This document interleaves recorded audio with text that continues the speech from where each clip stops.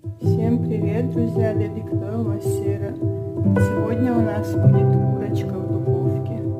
Я ее замариновала, я вам показывала, и на 2 дня оставила в холодильнике.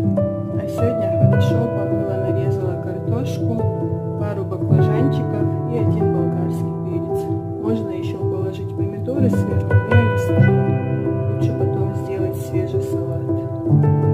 Первых полчаса я делаю высокий огонь, электрика у меня там 250, 275, а потом на час или на час 15 где-то на 200 градусов оставляю. Что получится в итоге, я вам покажу. Прошло 15 минут, духовка еще не сильно разогрелась. Потом, когда покроется все красной корочкой, тогда я уменьшу градус.